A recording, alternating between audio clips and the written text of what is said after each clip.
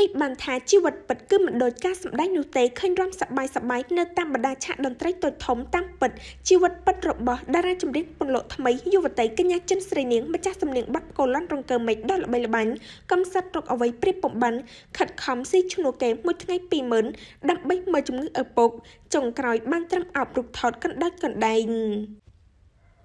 តើប្រិយមិត្តមិនដឹងទេថាជីវិតពិតរបស់តារាចម្រៀងខូវ៉ាវ័យក្មេងកញ្ញាចិនស្រីនាងពិតជាកំសត់ខ្លាំងណាស់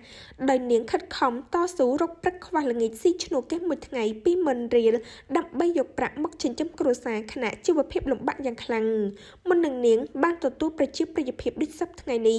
ស្រីនាងគឺជាក្មេងស្រីម្នាក់ដែលរមែងត្រូវបានអ្នកភូមិស្រុកស្ញាច់សរសើរយ៉ាងខ្លាំងពីចរិតមាយាទល្អ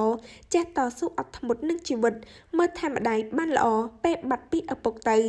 យ៉ាងណាមិញថ្មីនេះមហាជនអ្នកនិយមប្រើប្រាស់បណ្ដាញសង្គមក៏ដូចជា fan របស់តារាចម្រៀង cover ពន្លកថ្មីកញ្ញាចិនស្រីនាងកំពុងតែភ្ញាក់ផ្អើលជាខ្លាំងបន្ទាប់ពីបានឃើញសំណេរដ៏វែងអន្លាយរបស់ស្រីនាងនៅលើបណ្ដាញសង្គម Facebook សរសេររៀបរាប់ពីជីវិតកំសត់លំបាកជាក្មេងកំព្រាឪពុករហូតដល់អ្នកគាំទ្រខ្លះស្ទើរតែស្រក់ទឹកភ្នែកទៅតាមសំណេរលាយឡំជាមួយបទចម្រៀងកំសត់របស់ស្រីនាងថែមទៀតផង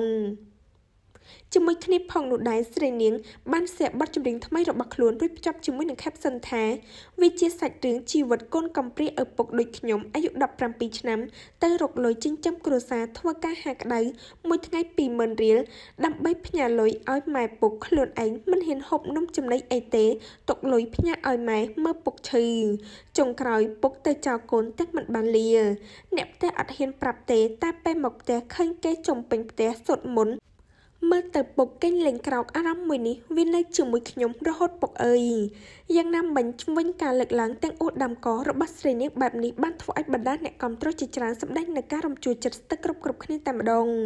គូរំលឹកជូនបន្ថែមទៀតថាកញ្ញាចិនស្រីនាងគឺជាអ្នកចម្រៀង cover ដ៏ល្បីល្បាញមួយរូបដែលមហាជនស្គាល់នាងតាមរយៈការបង្ហាញខ្លួនក្នុងកម្មវិធីប្រឡងចម្រៀងលំដាប់ថ្នាក់ពិភពលោក Beat the Best រដូវកាលទី2និងបទចម្រៀង cover ល្បីជាច្រើនបទទៀតទោះបីជាមិនទទួលបានជោគជ័យនៅក្នុងការប្រកួតក៏ពិតមែនប៉ុន្តែនាងបានធ្វើឲ្យមហាជនស្គាល់កាន់តែច្រើនឡើងព្រោះតែភាពក្រមិចក្រមើមសម្លេងរដើនប្លែកពីតារាចម្រៀងដទៃទៀតនៅក្នុងអតីតបេក្ខភាពទាំងអស់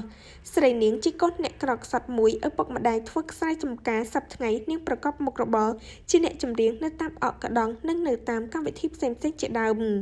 នាងមានស្រុកកំណើតនៅភូមិអណ្ដូងជាខុំជីរ៉ូទី2ស្រុកត្បូងឃ្មុំខេត្តត្បូងឃ្មុំ